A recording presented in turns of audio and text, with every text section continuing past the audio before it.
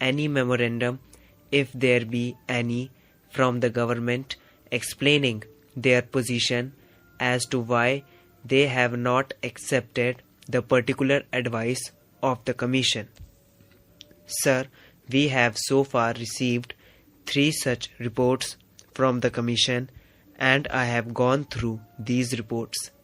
Sir, the general impression that I have gathered after going through these 3 reports is that, apart from that fact that there have been cases of non-acceptance of the Commission's advice in my important matters, there are, sir, very serious irregularities committed by the executive government in the matter of appointments to the civil posts and the civil services.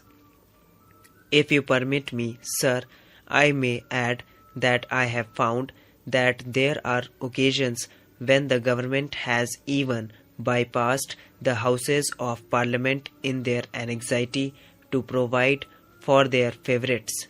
Sir, under Article 320 of the Constitution, as you have already pointed out, the recruitments to civil posts and the civil services are to be made by the Union Public Service Commission. There are 2 basic ideas underlying this system of recruitment to the civil services adopted in our Constitution. Firstly, we desire that all eligible persons to a particular post should be entitled to enter into a fair and free competition to get that job. Secondly, we want to avoid all elements of patronage in the matter of appointments to our civil services. You will find that under the old regulation, which has been kept in force under Article 372, there are several categories of employment and posts which have been kept away from the purview of the Union Public Service Commission.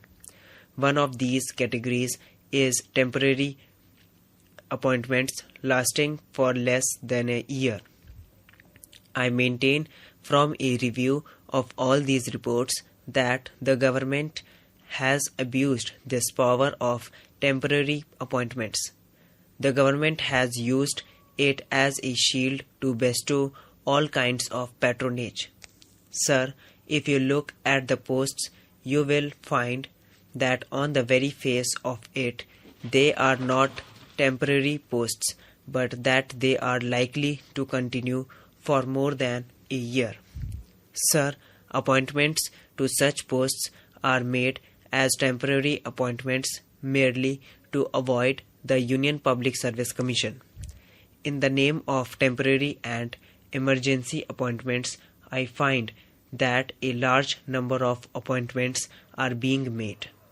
The glaring examples are the Community Projects Administration and the All India Radio under the Ministry of Information and Broadcasting. We find, as a matter of fact, such appointments being made by every ministry, but these are the very glaring examples, and I would like the Honourable Minister to tell this House as to how many temporary appointments are being made every year by the government and how many of them are continued even after the end of the year.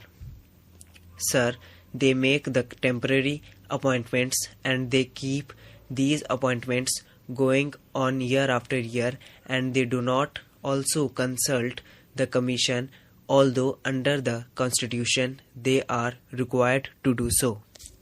Apart from bringing in an element of patronage in the civil appointments, this procedure acts very unfairly to the other candidates who compete from the open market when these temporary posts are made permanent.